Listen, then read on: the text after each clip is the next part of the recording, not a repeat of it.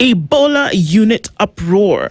Fear, anger, and shock greeted the news that the U.S. plans to send Ebola-exposed Americans to a quarantine and treatment facility on Kenyan soil in what seems like the government's willingness to turn the country into an offshore Ebola quarantine station. The controversial plan has ignited public outrage, with medics warning that the country risks importing one of the world's deadliest viruses into the fragile health system already struggling with basic care. While the government insists the arrangement is lawful and necessary for global health security, it is a dangerous geopolitical experiment turning Kenyans into guinea pigs. U.S. Secretary of State, Mr. Rubio, what did he say yesterday? And he was very clear. Yeah.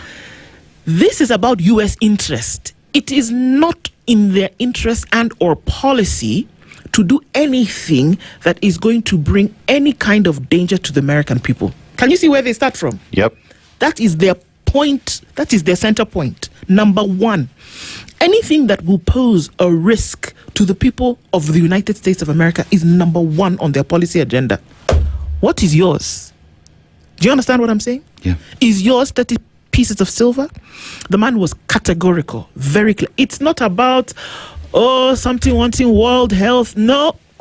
The American people secured first. And in order for that to happen, whoever is going to be an off-taker of these people who are infected, whether they are Americans or not, that is not their problem. Yep. The number one thing is that their policy is to secure the livelihoods of America. You, who is taking them, what's your policy? That's my question. I just want to understand. The health minister for Uganda was asked yesterday on the Beeb, and a friend, Wahiga, asked her, you guys, she said, yes, also them, they had been approached, but they're a little bit busy at the moment, so they were not able to really deal with that situation. Mm-hmm. But, if they need, they can bring their people, no problem. Yeah? My question is simple. The place where Ebola virus has been found and where we see many, in almost 100, right? Almost 100 people dead. Yep. Is the place where the U.S. expertise is needed. Is where these quarantine facilities should be set up. Why? Because you are at the epicenter where the problem is at. So export that expertise and treat these people where they are. Because I want to know how that conversation started to a point where Kenya said, we are considering doing this. What kind of conversation was held between the two presidents? Because remember, we are also coming back from a point where Kenya and the US got into a deal on matters to do with healthcare.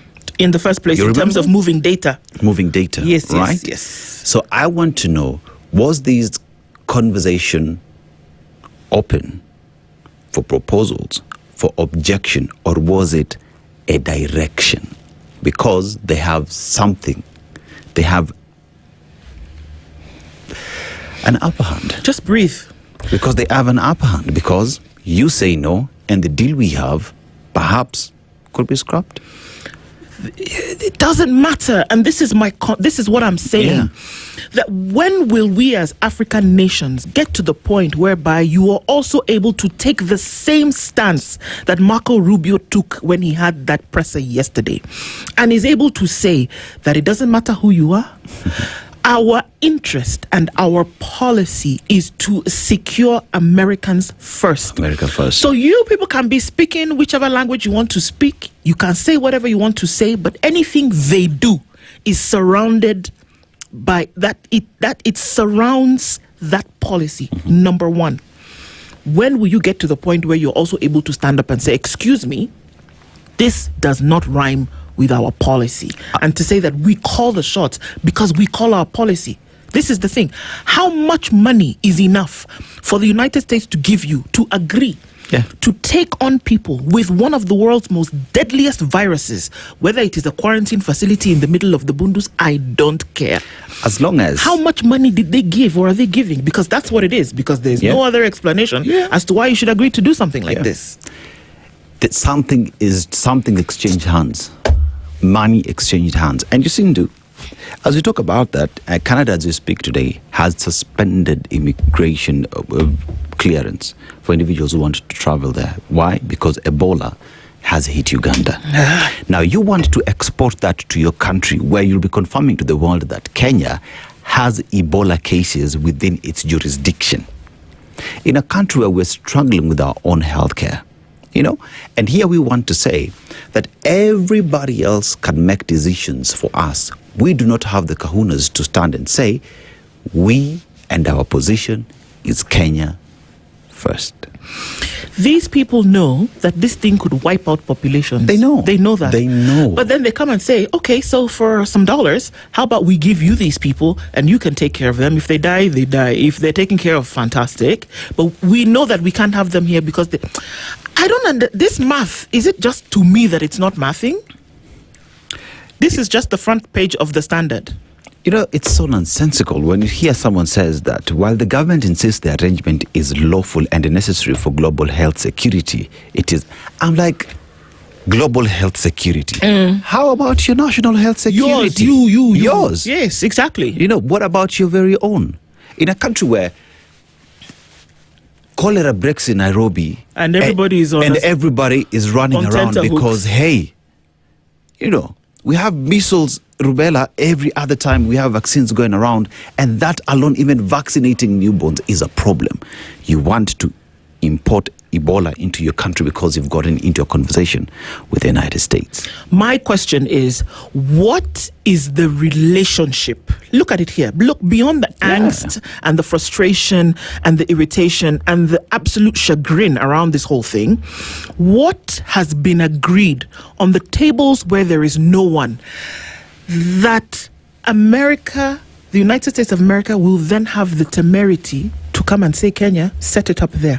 What has happened in the back-end conversation rooms prior to this? That they can now stand up and say, hey, Kenya, we need a favor, guys. How about you take these folks? Because of what has been agreed prior to that. What is the infrastructure of the relationship that then means, because it's Ebola today, tomorrow you go and hear if there's something else, Kenya should come and take it.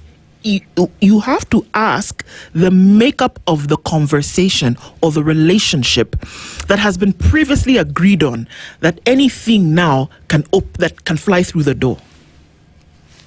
If you were a fly on the wall during that conversation, then perhaps you know a little bit better. But this, it stinks to high heaven.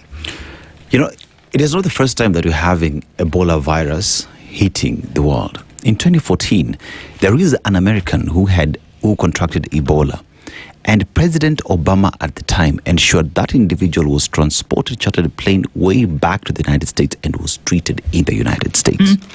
If at all the policy is America first, your citizens come first, treat them at your own expense. Come on.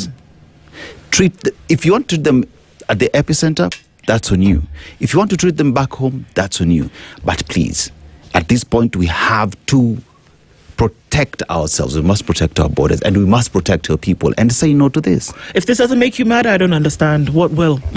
In fact, if the way in which this is dealt with is very important as to how the foreign policy of Kenya works, number one. True. And actually what your government thinks about you and the securing of your livelihoods. Wallahi. Don't even start talking about sovereignty. It doesn't go beyond that. Don't even start talking about sovereignty. Because sovereignty belongs to the people. What are the people of Kenya today saying about the decisions being made by the government? I even asked myself, are these Kenyan Americans? Are these people who are Kenyans, residents in the United States? No. Because it doesn't make sense to me.